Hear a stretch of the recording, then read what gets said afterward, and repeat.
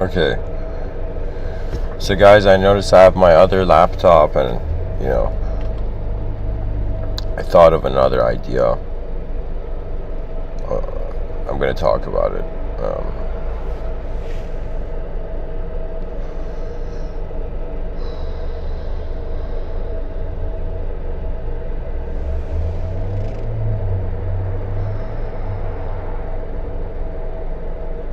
I just got this spoken about this in different ways, but I thought of like saying that how can we manage violence in the future as human beings? And so there's this. I just saw this. What do you call it?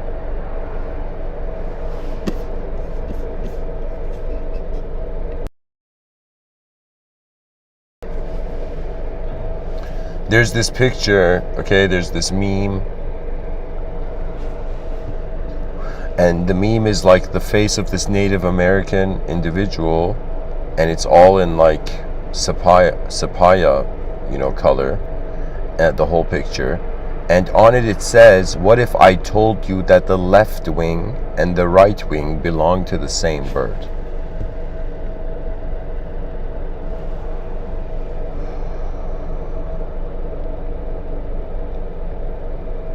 So it's as if human beings right now may have this, like our films and movies make this view that the good guys go and defeat the bad guys, right? But it would be like, what would be a way more advanced acknowledgement of the human species, right? Could it be that we are like, wait a minute, there's evil stuff and there's good stuff in this world, so these seem to be like the wings of the world. Do you know what I'm saying? The two wings of the world. Now it's as if all the good people are just trying to use one wing to fly, and all the evil people are just trying to use one wing to fly. And it's as if both wings cannot synchronize, right? And so I was thinking, how do we get evil people what they want, and how do we get good people what they want, and what kind of world would that even look like? Do you know? And so I think I've come up with I see as sort of something that I feel is going to happen. So when I say artificial solutions to evil, a definition of evil here, this is epic. I could bring the notepad here for this computer.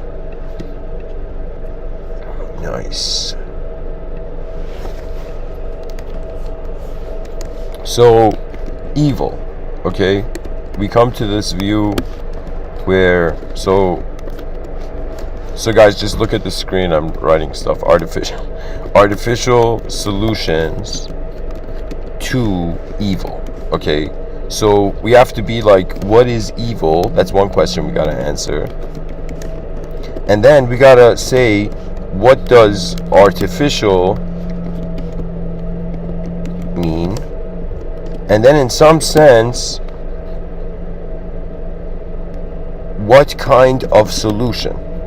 Okay, 3 types of questions can be extracted from this idea. Okay, so if we were to wonder about what is evil, right? So it's as if evil equals question mark, and then what does this mean? What does this equal, right? So we can say, my God, we can say evil is the opposite of good. We can say both evil and good if you're religious, and these ideas have a significance in the religious ideological structure, in the religious narrative structure. So what it is it's like this view of both evil and good are God's creation. Okay, that could be a view.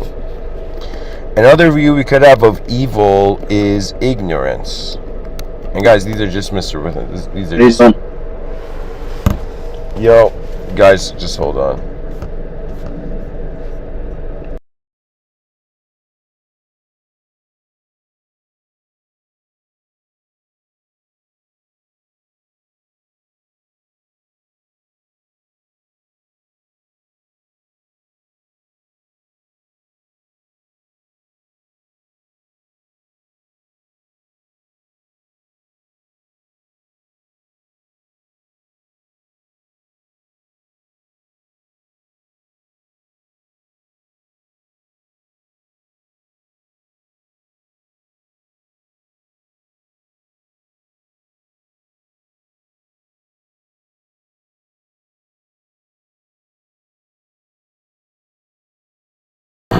Okay, guys. To keep going, it's a strange night. I'll trust the moment and carry on. So in some sense, it's pretty much wondering about, I'm pretty much wondering, like my mind is trying to simulate various viewpoints of like, okay, what can evil mean? And pretty much we can wonder about it. What does it mean? What did it mean in the past? What does it mean in the present? What is it going to mean in the future? So let's say evil is ignorance, and then we can also say evil is destruction. Point is proven. Like at this point, evil is destruction. Unnecessary, or stupid destruction. Do you understand? So these are, I think these are very important so far. Okay, these points, I can use all these points to kind of build this up. So a while back in one of the talks, my mind fathomed this future setting that just like how people in bars get into fights, that give it like a couple hundred years, that instead of people fighting,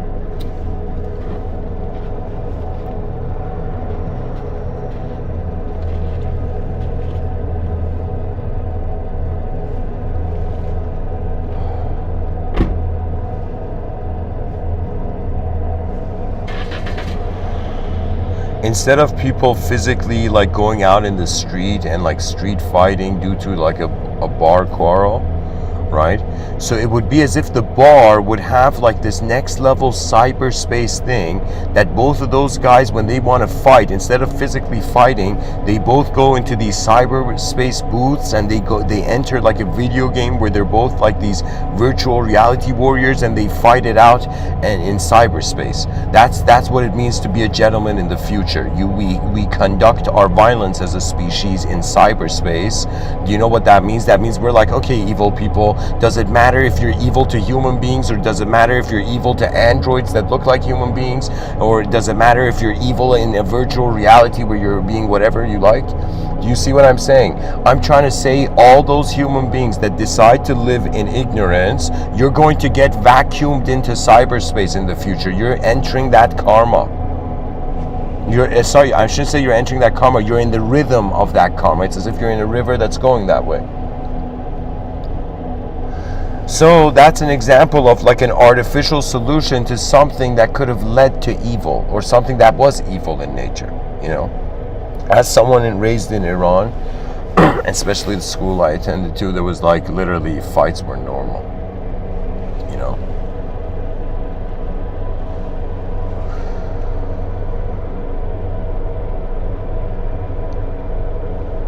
Anyways,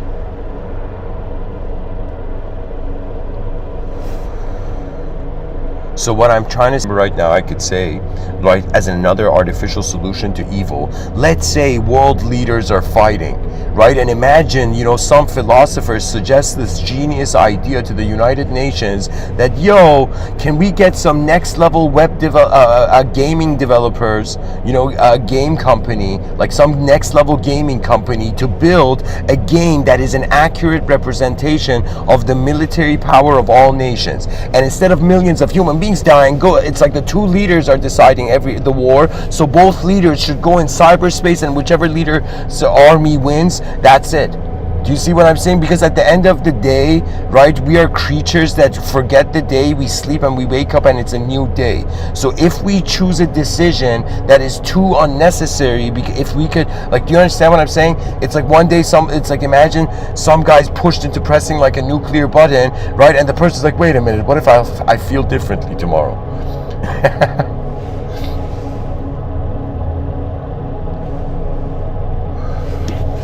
So artificial, this is where it gets interesting, where I have to define what does artificial mean.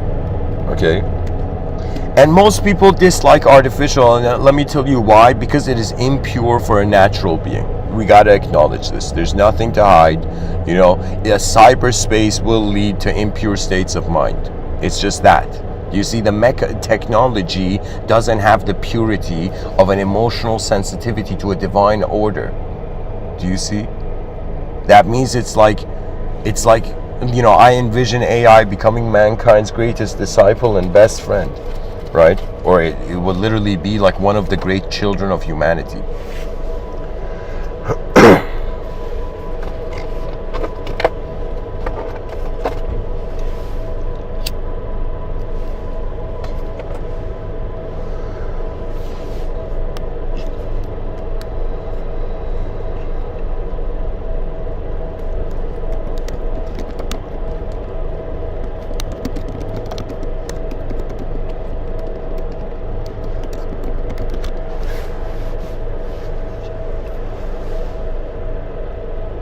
Artificial means that something is incompletely being real. I'm not saying the incompletely with an intensity, I'm just saying it's just incomplete. Okay? That's the nature of abstraction, that's the nature of imagination. Nobody can be like, yo, that thought I had was like, I could literally like imagine somebody visualizes an apple pie, like you can't eat it. Right, so human beings, our psychology appears to us artificial because it changes faster than our body does. So what the artificial means is that the original is nearby, or or the original's inspiration or some sort of inspiration is there. You see, it's kind of like the illusion has no meaning. It's like, even if, let's say something's artificial, we're like, yo, it's the artificial version of what? The artificial form of what? And imagine some mystics were like, yo, we're in an artificial world, and then other mystics would be in an artificial world of what? So artificial means, I would say, cyberspace means no biological, oh my god, no biological. So artificial means like cyberspace is going to create an artificial reality for us. And another way artificial means that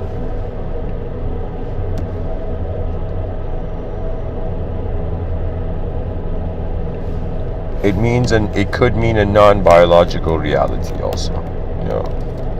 I feel like I want to say something else, but this works. So when we say Mr. Within, what do you mean? There's young children, suffering, and reading comments on the internet that are hurtful. You're saying we should move all violence, human violence, also into cyberspace? And I'm like, yeah, because those children will grow up and they'll understand why we did it.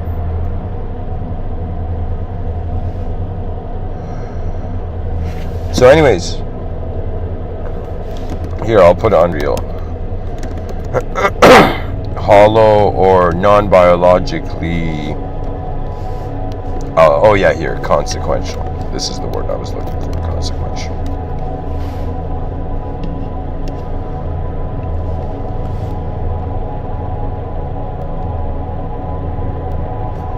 Anyways, when it comes to the solution, really, let me tell you what a solution is. Solution is the arrow of your effort hitting the target. That means a problem is like an unknown target. So some people, when they see a problem, they just try to answer it. There are some people who look at the problem and they're like, wait, I gotta first see what how the problem speaks to me. How many different ways does the problem have structure and meaning? And then you wonder about the answers, right?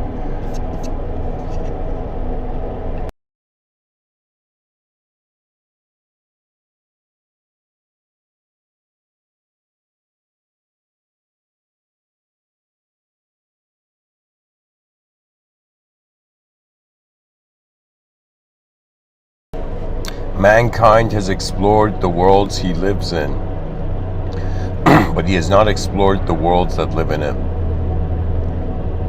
There's something happening in the human experience that is not just human, because we're aware of more than the human.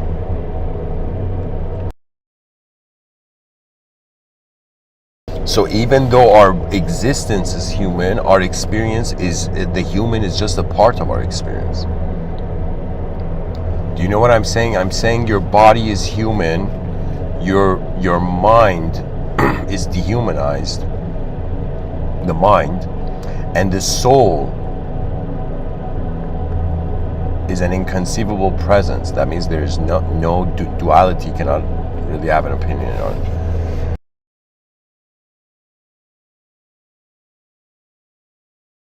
And guys, these are just the geometry of how I see things now, you know, in this moment.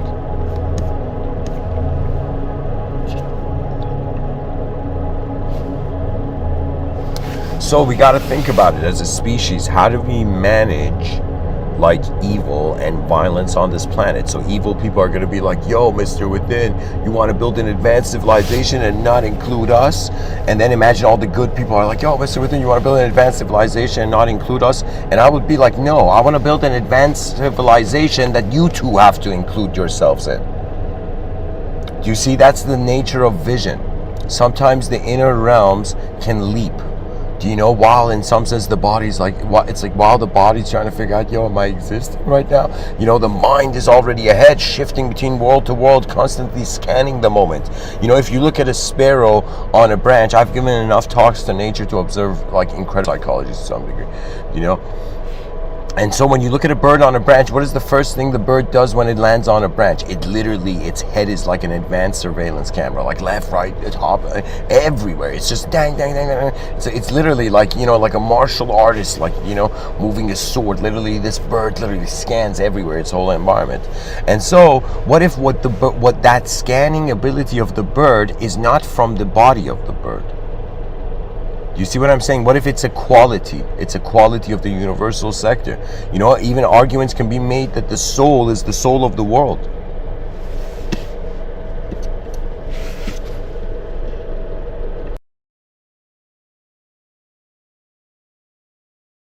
So the idea of our solution is, I'll write it here, to find a solution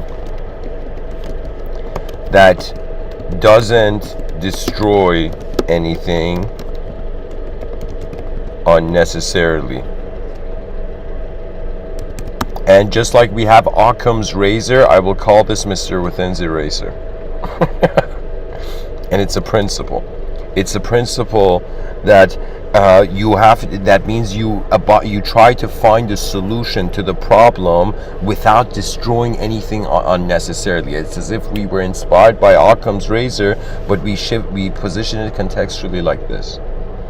So what I'm trying to say is that I'm thinking, okay, population is growing, people are becoming more conscious of their own suffering as time is going on, right?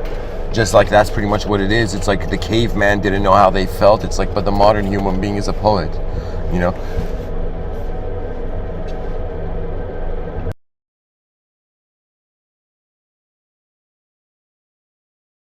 You know, there was a time where I thought the word poetry, like, did that start from, you know, Edgar Allan Poe?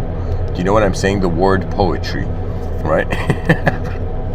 Probably not, but I was like, yo, it's like, imagine somebody was like Edgar Allan Poe's, neighbor, and they were like, yo, man, and Edgar Allan Poe was just like, let's say, you know, smoking a cigarette and telling his neighbor about his writings, you know, and then his neighbor was like, yo, man, you know, that's some poetry, you know, and Edgar Allan Poe, suddenly something clicked, you know.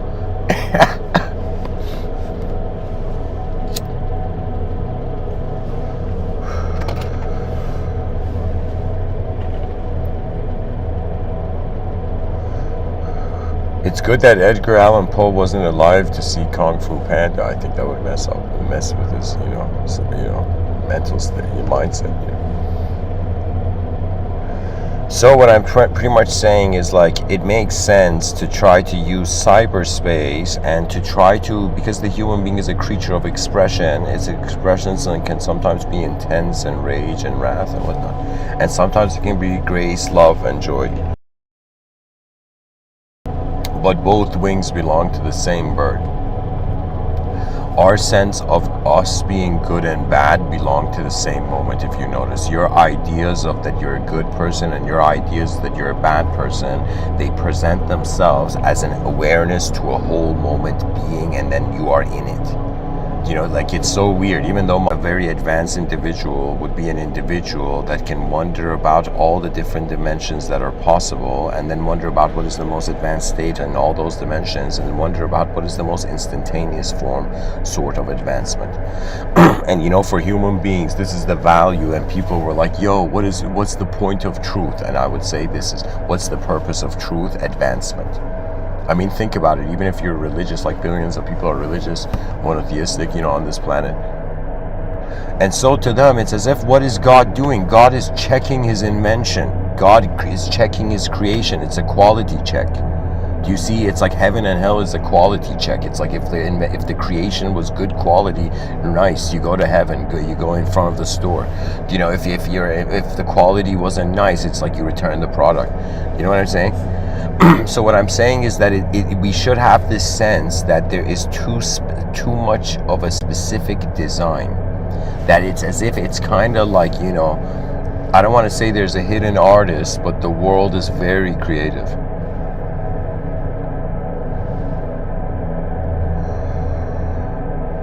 And so we find artificial solutions to evil, and we can find, real problems for the good to solve. What I'm saying, it's pretty much psychological, like Hegel.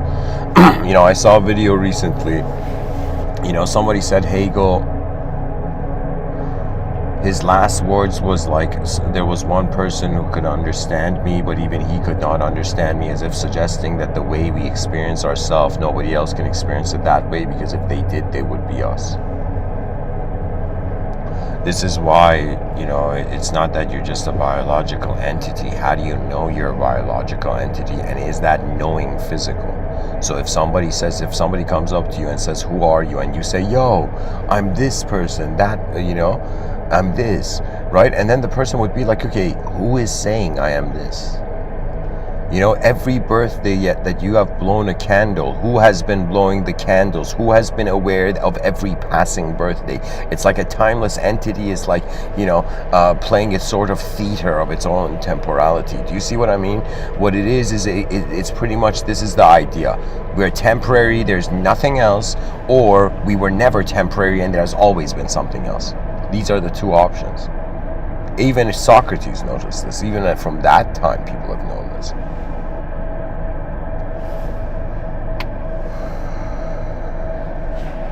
So I guess, this completes the episode.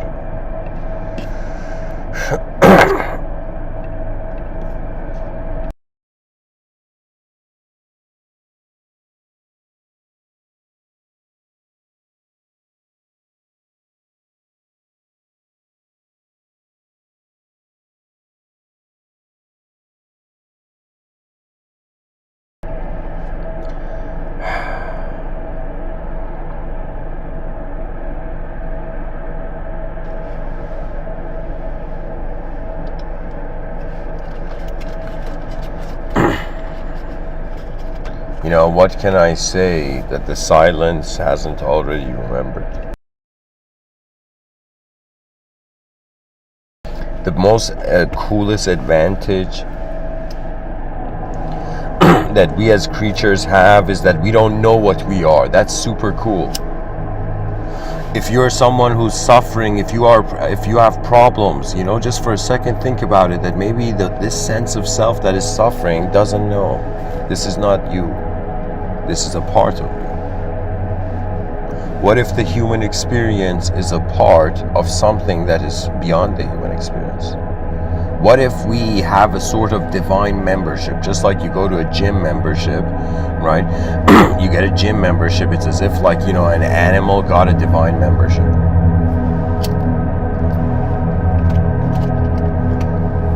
A membership in a sort of interstellar awareness. You see, it wasn't enough to just notice the earth. We looked at the sky.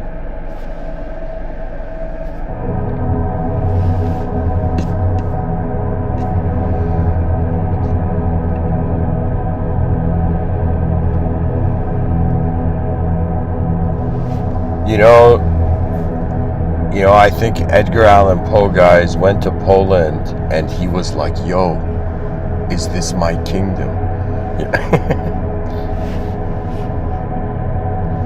Anyways, guys, if you look at this picture, you see a warrior, journeying into a world of fascination. That's really how it should be. We should be fascinated by how, mysterious this reality is, yet we're frightened by it. For what? For what reason? I mean, really everybody, it's as if imagine everybody on the planet was freaking out. Then suddenly somebody shouted, relax, everybody. And everybody looked at that guy and they're like, yo, how can we relax? We're all gonna die. It's like, that's the point of nature. It's like temporary. And the person's like, yo, relax, because if we don't relax, we can't properly value what is in front of us. And relaxation sometimes means allowing a simpler version of us to access the moment or to realign the moment. Sometimes when I fail, I have this silly attitude where I was like, I have this idea as if I never, it was as if I never, do you know what I'm saying? It's kind of like, it's just like a pilot ejects from an airplane. There's been moments where I've ejected from failure before accepting it. I have not allowed ideology to possess me, and my whole life I was possessed by it. It's as if people were worshiping objects, and then people were like, stop worshiping an object, and what do you think they worshipped after? Subjects. And then somebody was like, truth isn't a subject, and then they began focusing on the experience of truth. You see, truth was something outside of man, and slowly, just like how our cell phones in our hands are outside of us, in the future they might be in our heads or something, right? Probably not in the heads. They should find some sort of wave alternative where instead of them putting a chip in your brain, you just go sit in this booth and you're instantly in cyberspace or something. There's these giant antennas in it. I've seen this in a vision.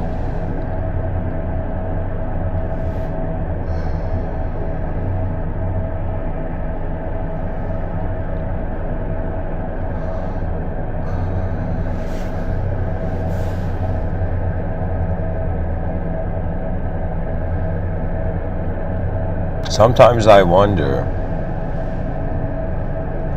if the world was, if truth was so. For me, I do acknowledge an inconceivable power, because there has been moments in my life where I'm like, what happens after? They were little kids on. Imagine the inner child of every world leader. They should do this thing where every world leader comes and shows a photograph of what they looked like when they were a kid. And they're like, yo, as much as you see a tough bastard in front of you, I used to be this little kid, I used to, walk simply before the complexity made me run for things,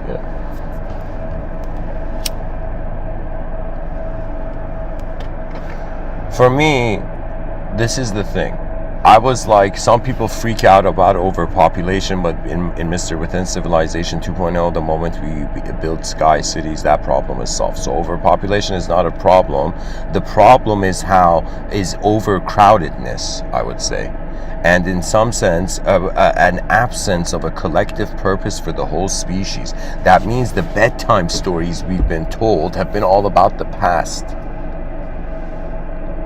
This is why I'm writing science fiction, because the world is ignoring the future because it's scared to actually go and see what it is. Do you understand? So many beings are trying to get enlightened so they become render their experience non-dualistic, so they don't have to look at the world. Just like, you trust me, oneness can also be a box on your head. Because oneness is not an idea. Any human being who says I am one, it's like great, but how can you say something like that? Oneness can't speak. Oneness is not an individual, but duality is. So what it is I'm like, yo, these little kids in the classroom, and imagine two classrooms, two nations are fighting with one another, two kids are fighting, literally next level, beating each other, and the whole classroom is freaking watching, and even some kids in the classroom are going and joining teams instead of stopping the fight, instead of all nations creating this law that you two have decided to fight, we will throw you, we will exile you until you're worthy again to come back to the idea of the United Nations. Do you understand? What's the point of art saying like ego? Stop and put it away.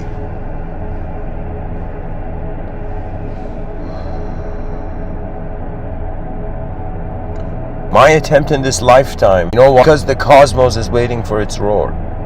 That's what the advanced civilization is. It is the most advanced expression. The way I define an advanced communicator, really, I say it, an advanced communicator is the most advanced communication of the universal sector. That means I'm not trying to be a human in the abstractions of metaphysics, but you know, so it's picking on itself. The leaders of humanity don't realize the great opportunities they have to be graceful. Do you understand? You know, it's like, I think this is what Mother Teresa, like, she evidently spoke at the United Nations. Like, I think this is what Mother Teresa was saying. It's like, yo, I understand you guys are all wearing suits and you control, like, valuable resources, right? But just for a second, look at this child dying in this orphanage. It's like, we're humans, we're humans, we're humans. Regardless of your culturalism, do not let your culturalism, bypass your humanism, because then you become a beast. You become an artificial beast of culture. And you see these, it's like sometimes when you look at a human being, it's not just like what they look like, it's what they're looking at. That's the beauty of the mind. The beauty of the body is what you look like, dress well. But when it comes to the beauty of the mind is, it's another way of saying, it's like, how is that unknown viewing force through that other person's eyes engaging the world? I understand that there's many ways to see it. You see, this is why sometimes I distance myself from people, because I know that I'm a person who, I have been talking about so many different ideas to a point where language, how can I tell you, language is a technology. It's just a paintbrush that we draw in the silence with. Or we put shape, structure, civil war. This is what we're experiencing right now. The species is at war with itself. So Mr. Within's kind of like, just some guy giving some suggestion, approach to this. Is really this, okay? I'm like, okay, we all know from so many examples in histories that wars do not actually begin from a physical place. Wars begin when there is a subjective confrontation of the values of two conscious universes. Do you understand what that means? That means two tigers were on the same mountain. Two lions were suddenly in the same they had the same prey,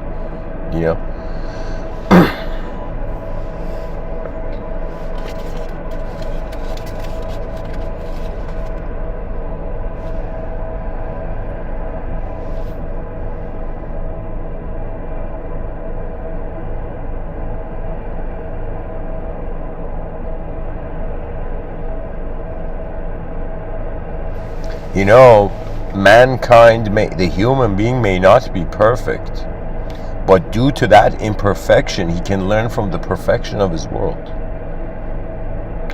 Just take this idea in that if you're not a physical being right now, that could imply that the solution to the problem is not physical. So as the solution to certain ways you're experiencing your moment is not physical.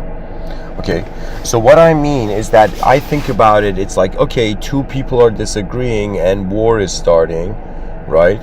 And of course, politics is so much more complicated than just some, writer can talk about in a podcast.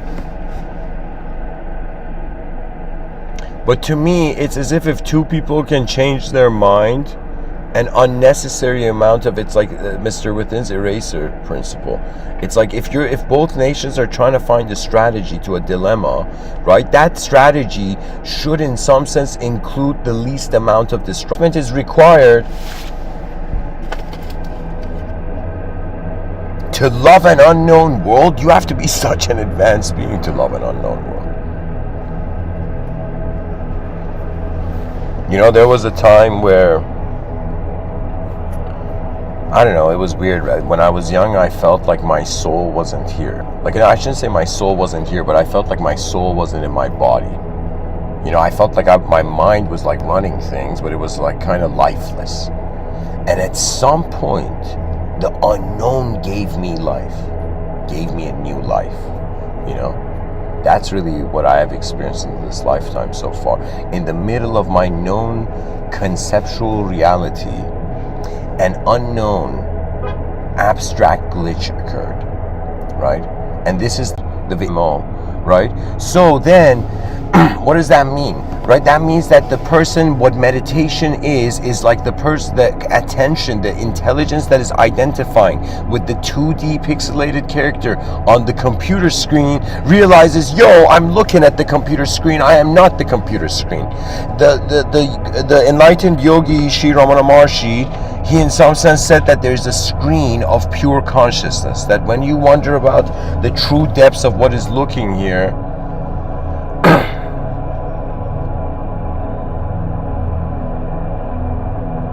there is a hidden benevolence that manages manifestation before manifestation can experience a fear of complete that means just like, right, imagine like somebody, you know, they fall down, they trip and their knee gets scraped or something, and they have like this biological how would I say it? They experience this biological event,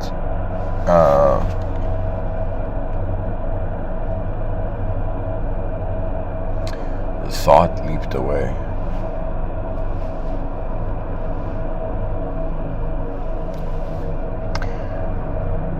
An advanced humanity, an advanced civilization, an advanced world is one of humanity's greatest endeavors. We are not here to just, it's like we didn't evolve 4.5 billion years just to notice our suffering. We evolved 4.5 billion years to notice that our suffering was veiling us from how it's an unknown opportunity in an unknown setting. Like, it's so fascinating, even if it's like the soul is not an idea to believe. It's like looking at an uncharted territory. It's like looking at the terra incognita. You look at the unknown, and you're like, whoa, what does my knowledge mean? And that's when you suddenly realize why I'm saying mysticism is profound, and why they would call mystics the lovers of the unknown. So, you know, sure, all I'm saying is like, yo, simplify the destruction process to a point where there's no unnecessary destruction. You understand? It's like two people's disagreements shouldn't lead to the death of, like, you know, thousands of people. The species is literally too evolved for that. We're like literally too civilized. You understand? Where like the species is too cool to be evil anymore. It's too advanced. Like, evil, sure, it's on one side of a coin. How long are we gonna like jump from like chaos order? At some point the attention is like, okay,